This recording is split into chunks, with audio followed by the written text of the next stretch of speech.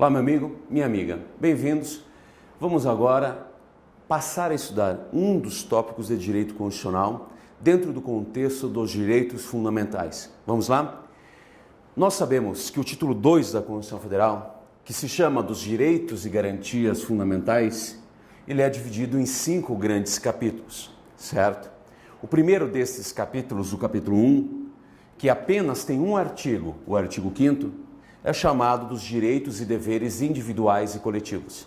Então, dentro desse único artigo, que tem 78 incisos, nós encontraremos direitos com características comuns, normalmente direitos negativos que impõem ao Estado uma abstenção, que impõem ao Estado um afastamento da vida das pessoas, que impõem ao Estado que ele não intervenha na vida das pessoas. Perfeito? Então, a característica que une a maioria destes direitos, que é uma característica comum, é serem direitos negativos, também conhecidos como direitos de primeira dimensão, ok? O artigo 5º, no seu caput, diz que todos são iguais perante a lei, sem distinção de qualquer natureza, garantindo-se aos brasileiros e aos estrangeiros residentes a inviolabilidade dos direitos à vida, à igualdade, à liberdade, à segurança e à propriedade, certo? Então, o artigo 5º, no seu caput, cita 5 direitos. Nesses 78 incisos que o artigo traz, estes 5 direitos, eles vão ser esmiuçados, eles vão ser desmembrados, certo? Vão ser divididos em diversas derivações deles, perfeito? As previsões que constarem do artigo 5º e que não forem uma decorrência desses 5 direitos, serão garantias, como nós já conhecemos e sabemos, garantias fundamentais, perfeito? Desses 5 direitos, apelidados de direitos raiz, veremos nesta oportunidade o direito à vida, o direito à liberdade e o direito à igualdade. Não tudo, certo? Aquilo que é óbvio, mas é cobrado em concurso público, mas tem sido cobrado em concurso público. E começamos então com o direito à vida. Em primeiro lugar, o conceito, o que é o direito à vida?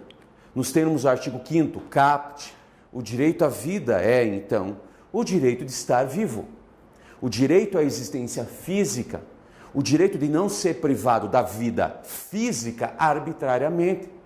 Então, o direito à vida é, em primeiro lugar, o direito à vida física e de não ser privado da vida arbitrariamente, mas é também o direito à integridade física e moral, conforme a gente pode ver, dentre outros, nos incisos 3 e no inciso 49 desse artigo 5º.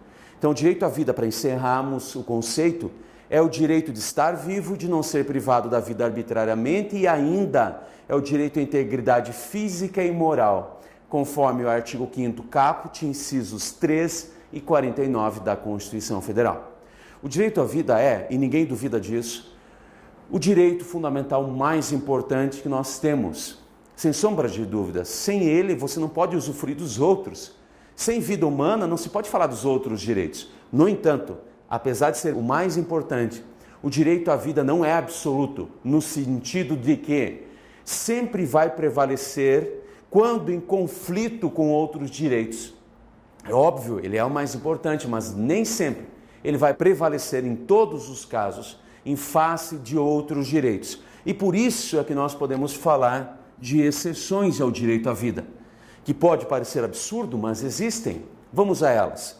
Algumas estão na Constituição Federal, outras na legislação ordinária. Comecemos com uma muito interessante. O artigo 5º, inciso 47, a linha A, diz que não existirá pena de morte, salvo no caso de guerra declarada, nos termos do artigo 84, inciso 19 da Constituição Federal. Então significa que no Brasil há pena de morte, mas só para as hipóteses de guerra declarada. Então, a pena de morte é a primeira exceção ao direito à vida, ok? Mas lembre-se, só existe pena de morte para as hipóteses de guerra declarada. Outras exceções. Estas outras exceções estão no Código Penal, certo? No artigo 124 ao artigo 127, dentro do tópico que trata dos crimes contra a vida, nós temos ali o aborto como um dos crimes contra a vida. Então, o aborto é crime contra a vida.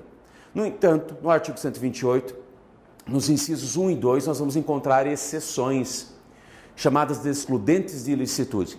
O artigo 128, inciso 1, diz que não se pune o aborto realizado por médico quando para salvar a vida da mãe. Então nós temos aí, de um lado, a vida da mãe e do outro a vida do feto, e nós preferimos a vida da mãe, preferimos salvá-la. Esse aborto é chamado aborto necessário para salvar a vida da mãe. E no artigo 128, inciso 2, está dito que também não se pune o aborto quando a criança é gerada a partir de um estupro. E, autorizando a mãe, o médico pode realizá-la. Então, a partir da autorização da mãe, da genitora, é possível realizar o aborto, certo?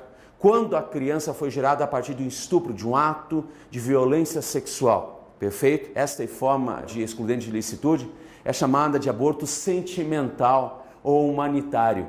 É um contrassenso o nome para aquilo que se faz, mas esse é o nome, aborto sentimental ou humanitário. De um lado eu tenho a vida do feto e de outro a liberdade sexual da mãe, da mulher, e nós preferimos a liberdade sexual da mulher e abrimos mão da vida do feto, certo? Então essas são exceções ao direito à vida. Existe uma outra questão que, apesar de não ser exceção, é aqui que ela vai ser cobrada. A autorização dada pelo STF para o que se convencionou chamar de aborto do feto anencefálico. Fixou o STF o entendimento em 2012 o seguinte, que não se considera aborto, certo, a retirada do ventre materno de um feto sem cérebro, anencefálico anencéfalo. Perfeito? Por quê? Porque um feto sem cérebro anencefálico não é vida humana. Se não é vida humana, é irrelevante para o direito tirá-lo do ventre materno. Então isso não chega a se constituir como uma exceção ao direito à vida. Por quê? O feto sem cérebro não é vida humana. No entanto, é aqui que vai ser cobrado esse tema, com certeza. Então você pode reproduzir com absoluta certeza que o STF não considera aborto a retirada do ventre materno do feto anencefálico anencéfalo. Perfeito? Então, visto o direito à vida, passamos para o direito à liberdade.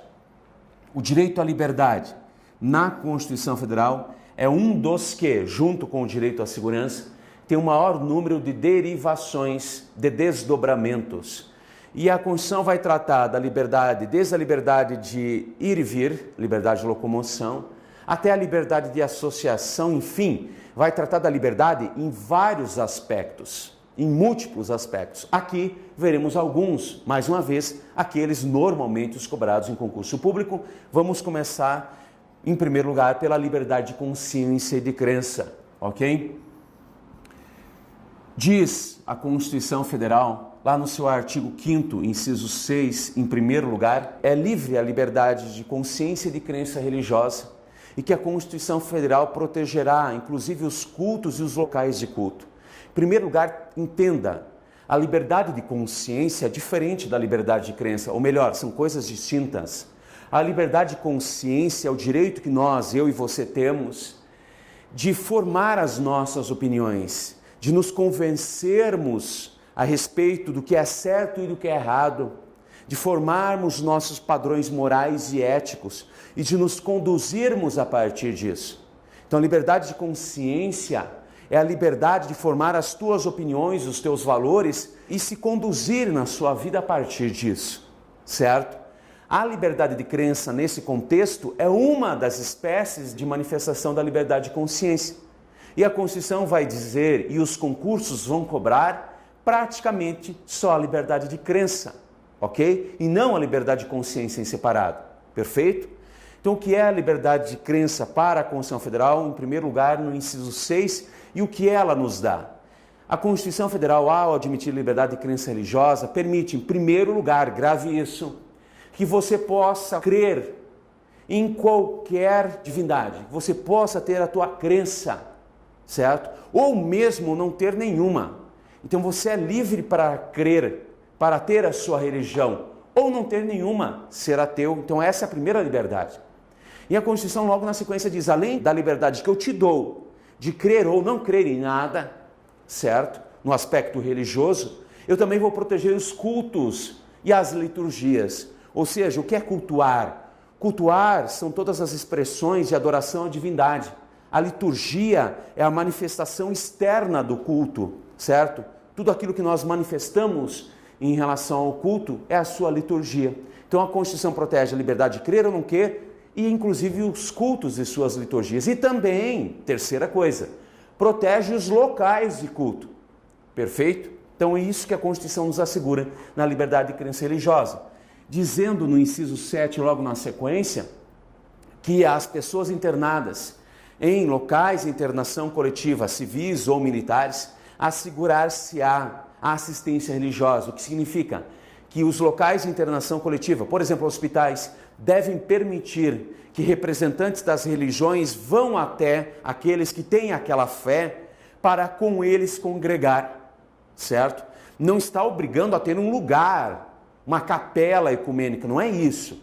Se houver a capela ecumênica no hospital, tudo bem, mas não é isso que a Constituição está dizendo. Ela está dizendo que tais locais são obrigados a permitir que as pessoas lá internadas, se quiserem, tenham a assistência religiosa dos padres, pastores, enfim, daqueles que representam sua religião.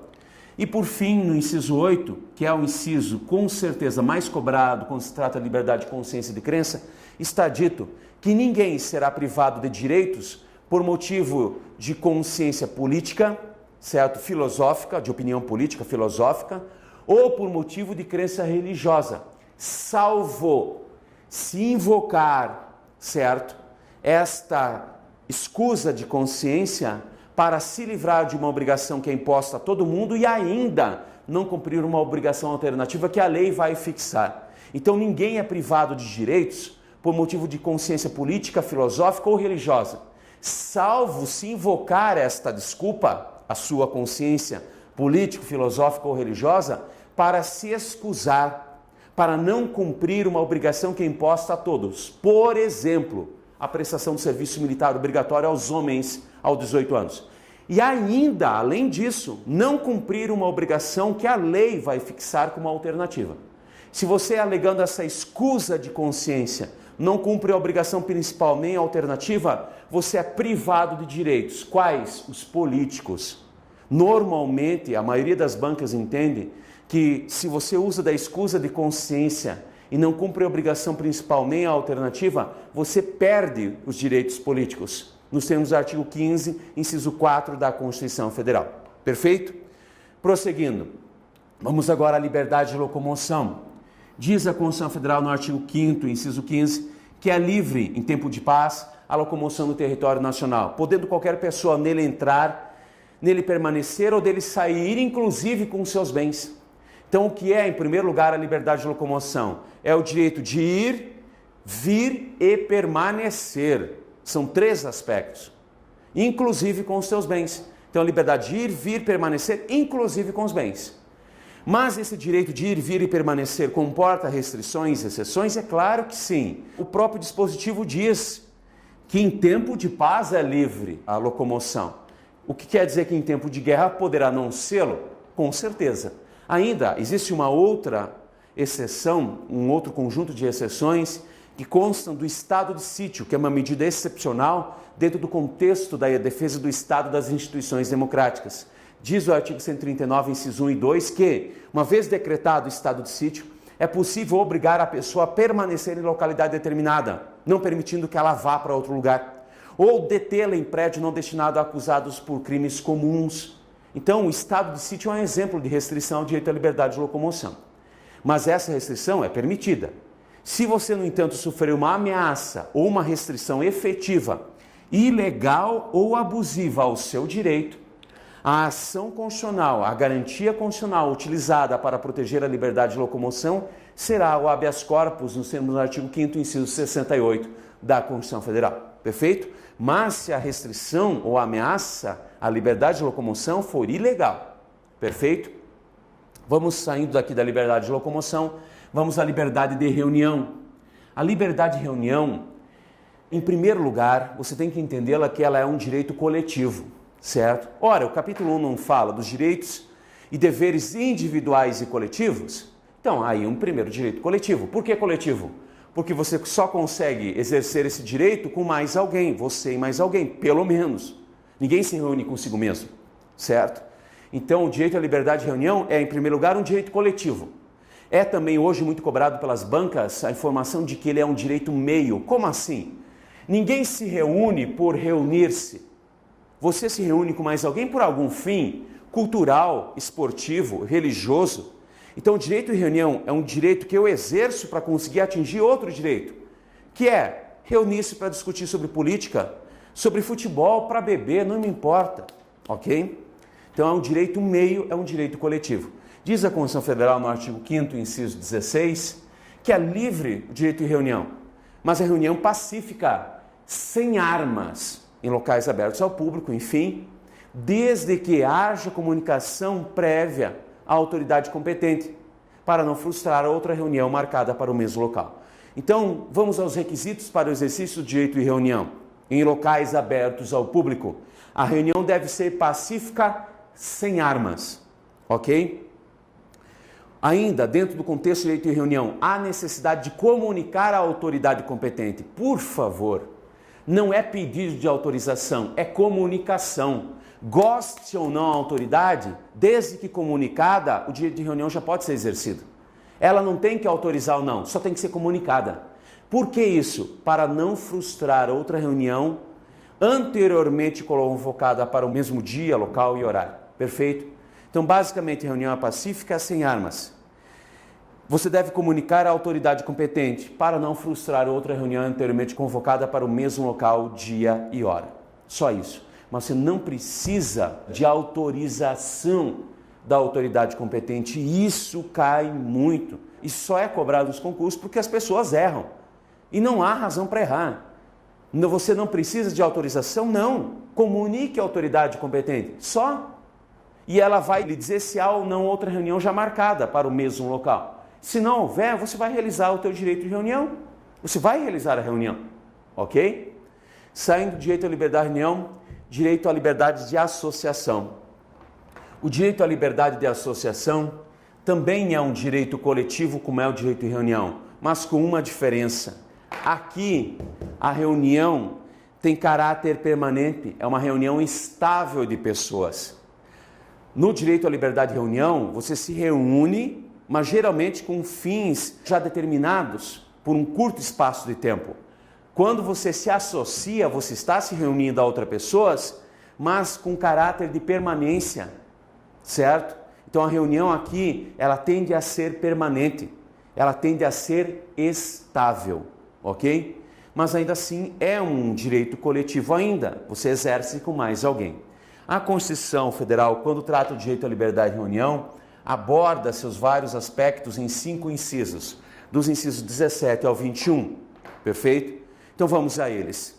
Diz em primeiro lugar a Constituição Federal que é livre a liberdade de associação para qualquer fim, mas é vedada a de caráter paramilitar. Então eu posso me associar para qualquer fim lícito, mas nunca vou poder me associar a outros com finalidade paramilitar, para criar uma organização paramilitar. E aqui vem uma questão muito interessante. Eu posso criar uma associação paramilitar desde que seja para fins lícitos? Não. Entenda isso. A criação de associações só se dá para fins lícitos, mas a associação de caráter paramilitar não é admitida em nenhuma situação, ok? Porque o Estado não quer uma outra entidade armada, paralela ao Estado, ao lado do Estado militar, ok? Então, a associação paramilitar em hipótese alguma, perfeito? Ainda, prosseguindo, por mais que seja livre a criação de associações, vedada de caráter paramilitar, ninguém é obrigado a se associar ou permanecer associado. Isso é o direito à liberdade de associação individual negativa, ok? Na sequência diz a Constituição que a lei não pode exigir autorização para a criação de associações e na forma da lei de cooperativas, inclusive sendo vedada a interferência do Estado na gestão, na administração das associações, certo? A lei não pode exigir autorização. Desde que a associação e a cooperativa cumpram os requisitos da lei, elas estão automaticamente criadas. Não há necessidade de obterem uma autorização expressa de uma autoridade. É isso que quer dizer a Constituição. E ainda o Estado não pode intervir na administração das associações, perfeito? Mas e se as associações estiverem perseguindo fins ilícitos? Aí então vem o próximo tópico. O Estado vai propor a suspensão das suas atividades ou a dissolução da associação, o que só vai acontecer por decisão judicial. Então, se a associação, uma vez criada, começa a perseguir fins ilícitos, ela pode ter suas atividades suspensas ou mesmo ser dissolvida, mas só por decisão judicial, em hipótese alguma, não importa o tipo de associação, ela poderá ser suspensa ou dissolvida por decisão administrativa, só decisão judicial. No entanto, diz a Constituição, para suspender as atividades da associação, basta uma decisão judicial, que pode ser uma liminar, como as pessoas conhecem, uma antecipação de tutela. Mas para dissolver a associação, extingui-la, a decisão judicial tem que ter transitado em julgado, tem que ser uma decisão definitiva. Perfeito? E finalizando, diz a Constituição Federal que as associações, desde que autorizadas, podem representar seus associados judicial ou extrajudicialmente, desde que autorizadas, ok? Isso se chama representação processual, perfeito? Então finalizamos aqui a liberdade de associação e vamos para outro direito, só deixando claro que estas são algumas das manifestações do direito à liberdade, existem outras, ok? Direito à igualdade. O direito à igualdade vai nos trazer sempre a ideia de que o Estado está obrigado a tratar todo mundo de forma igual, as pessoas com isonomia, perfeito? E essa primeira ideia é aquela que nós temos que ter mesmo. Igualdade é igual isonomia. Ou seja, o Estado e a lei estão obrigados a tratar todo mundo como se fossem iguais, ok? Mas aqui me permitam a parte para podermos prosseguir na análise do direito que é necessário. Qual o fim do direito? Alcançar a justiça. Nem sempre consegue, mas o fim de todo direito é alcançar essa virtude maior que a justiça, concorda? Perfeito. Então, em algumas situações, para alcançar a justiça, a lei vai bastar tratar todo mundo de forma igual. A lei não precisa estabelecer discriminação, basta tratar João, Maria e José como se fossem iguais, dar a eles o mesmo tratamento legal. Isso se chama igualdade formal. Então, quando, para atingir a justiça, a lei só precisa tratar todo mundo de forma igual, por quê? Porque naquelas situações as pessoas estão no mesmo patamar de igualdade, então isso se chama igualdade formal ou igualdade na lei. Mas existem situações práticas no nosso cotidiano em que as pessoas estão em desigualdade prática. E aí a lei, se tratar as pessoas como se fossem iguais, ela cria maior desigualdade, não concorda? Então, nestas situações, que não são todas, são algumas, vivenciadas no nosso cotidiano, a lei precisa estabelecer uma vantagem para esses grupos excluídos. Essa vantagem lhes dá oportunidades iguais às demais pessoas, e aí sim nós teremos pessoas em igualdade. Esta igualdade, que precisa de um empurrãozinho da lei, é chamada de igualdade material, substancial ou concreta. Ok? 2 exemplos. O Código Penal trata a todos de forma igual, com isonomia meramente formal. E aí não importa se você é branco, negro, pardo, índio, tirando as hipóteses de inimputabilidade, certo? Então não importa a sua cor, não importa a sua raça, seu sexo, o seu estado social, civil, não importa. Se cometer o tipo do artigo 121, responde por homicídio. E vai receber a mesma pena ou não vai? Falando em tese, vai. Agora, nas relações de consumo, o consumidor está, na maioria das vezes, em situação de desvantagem em relação ao fornecedor de produtos e serviços? É claro que ele está. Desvantagem econômica, técnica. Então, o que faz o Código de Defesa do Consumidor para trazer a um pé de igualdade o consumidor? Ele lhes dá vantagens.